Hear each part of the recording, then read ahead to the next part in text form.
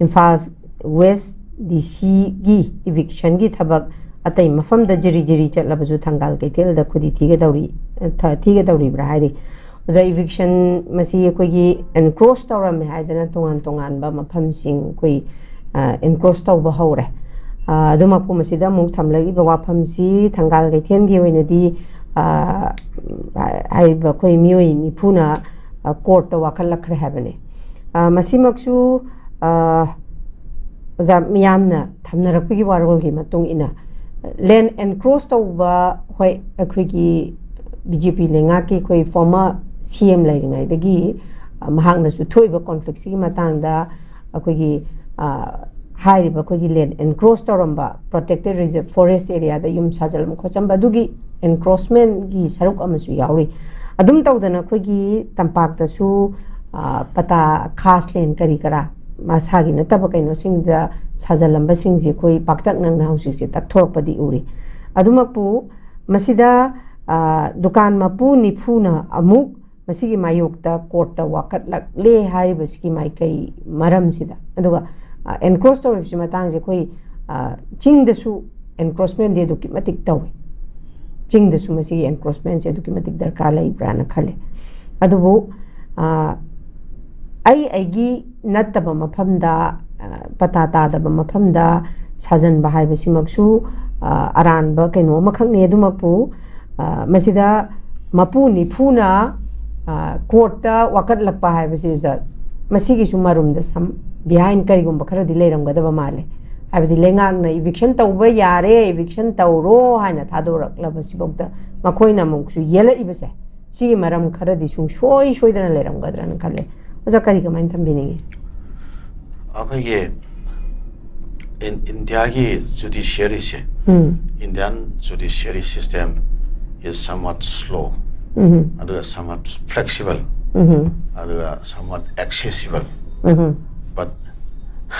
masi deny to budi yaroi daba aduga madagi escape to busu yaroi daba adumba system amani ha wa famse masi ai han da thamjake ado akhoi ki eviction gi adugumba proposal lama laingak na pukhalak pase se laingak ki to fam thok mathau ne ba laingak na kanagumba citizen kharana kanagumba mioi kharana citizen hoibo oidaba kanagumba mioi kharana ain na yadaba mongda lam khara khopchalle haiba taragati madu gi wafam lakpa taragati madu sengdok pa haibase madu detect to haibase laingak ki mathau ne ba laingak ki mathau du tawjabane ba tawsana but citizen singdugi genuine noiba citizen singdugi genuine noiba magi asengba lawful noiba dugomba ma document faiba asengba genuine noiba mi yarom taragati laingak na paikhalei ba thabak singsida akoi blindly yamna fajana magi genuineness to fasani yangchen biauda dana paikhalakpa adu ba issue yarom taragati madu ge achummaranche kanana madu ge judgment ama tobi gada ge kana my court of law sina tobi tab neba adu ragadi mana court to wakat bahari su bagi liberty neba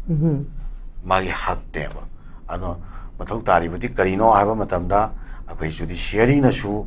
akoi gi kadai phawba adugi poching do genuine oiba mongda adugi amna speedy oiba mongda kadai phawba adugi poching do disaster pono haiba potoma aduga lengak na su kayam yamna sincere oina kayam namna puksel ting na kayam yamna akoi puksel lepaga political will lamaga loina na thawsi chathabano haiba adugi potuni aduga lamdam sida leriba akoi gi lengak oiro na traga akoi citizen oiro leriba khudingmak na akoi common oiba understanding amdi akoi mathau tabal leiyena khali ain ne yadaba mongda aigi oifam thokdaba mafam da ina occupy tawsalaga ina mapu sagani haiba adugi wakhaldo madumadi akhoi being as a responsive citizen madui wakhaldo gi akhoi leiroi dabani haiba from sesmaina thamjake. Okay, thank you very much. Zamasida khogi poll rigging chathai haina India block ki MP chahumna ECI gi office ta thomjin ga dawri hadena khogi handak hajik pangthok liba parliament monsoon session da khogi congress ki khogi president Rahul Gandhi na puthorakpa कोई ECI यावना BJP के ECI के मान रगा कोई election सी की voter सिंग लूट तौरे high बगी कनो सिनी मसे लाइसी अदुम बुखोइना उजबदा कोई opposition दगी माइकई दगी पुथोरे बसी यामना डेटा दी याम चुमना पुथोरपगी ममी मसु तारी अदुमकपु नाकलमरोमदा ngarang khoina ujabada just khoigi advocate amana haibada su mahangna chathariba kainosi masana masage makhongda thangyan sinjaba gumbani ka haba wafam amsu hai lairi masig matang si BJP lenga ka ECI ga manaraga chathabani hairi oja sig matang de jage mo che kari kamai thamini hojak se India gi oibada khoigi yamna kari hatare khoigi yamna thajadaba adumba poll outcome khara recent poll singda uwa phangki ba haitare akai han exit poll la leramba magi position sing aduga akai miyamna handakti sumaina oibe yai haiba akai miyamgi akai oibe yai na thajanaramba haitare ne maru aina Maharashtra gi election Maharashtra gi poll si akai assembly ki poll hokiba matami koi dringai mawang da tawkhiba se masima koi mayam na thajanaramba chang dagi pura mata adu yeng matam kharagi mamang da moi ki kanu toromeba koi parliament ki election to parliament ki election to da Maharashtra si India bloc alliance ki edum batim na koi chaw na mai pak ba tare aduga hek ikan kanada ba matam yamna kanada ba da koi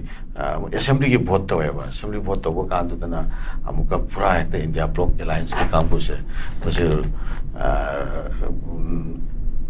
pura rotate out torpa sigi situation gumba kari gumba mayam sina miyam da tongan ba wang miyam ama kamai tori jano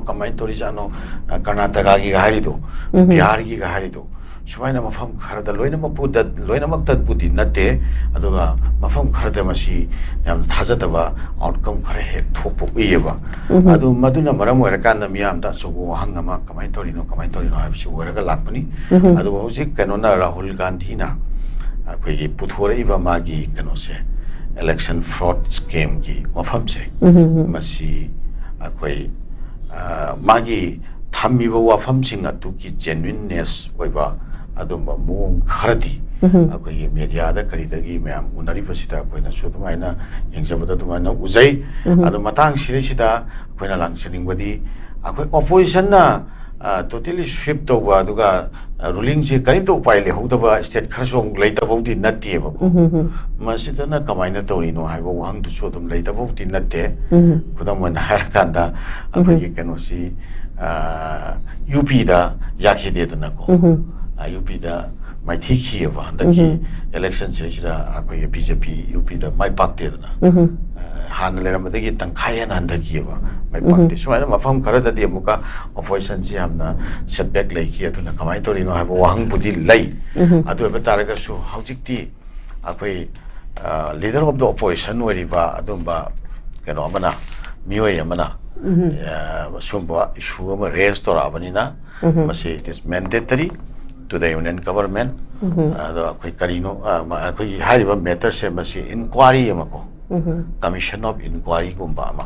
natraga joint parliamentary committee gumba ama akoi fazana sema kanda natraga na supreme court ki adumba judge sing yauba adumba committee gumba ama sema commission of sema ga masi phajana akoi magi technicalities mayam to madu fazana with testimony ga loinana yamna fazana public domain ta transparent oiba mongda masi yengshalaga miyam da madu ki confidence am pi da bataragati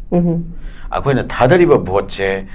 masi result da thore ibra thorak tabra haibagi akoi am achowa akoi dawfama akoi India ki leriba people singsida lerani maramaduna akoi asengma mandate to akoina pi vote piri bani haina akoina chatlaga akoina wana mata mangna lepaga vote piru ga dori basi ki kana ba karibu leribage horen magi leriba machine nam sungi equipment singduda system da adum sana kharaga adum thok to horada bu hai basi ki wakhalona ma phai myam da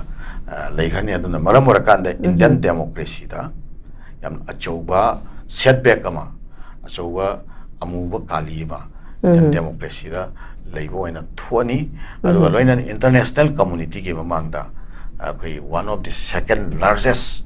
democratic country ni aduga yamna deeply democratically akhoi kato toraba marata raba adumba leipaka mani kaina akhoi prithvi ge mamangda akhoi chauthok seriba si pochida amna achouba international community ge mangda chogo wahangama akhoi maida amuba kali deiba amna chogo wahangama laani hawa famse sumaina ai opinion se thamjage ado luribadi haujik leiriba lengak sina madugi thabak to tobigadra tobiroidra adum matam khara opposition na ngang babu haiwa famse adum tawraga chakhigadra aduga tawgudab thabak to dum chathakhigadra haibagi wangsu leitaba budi natte no thamjage okay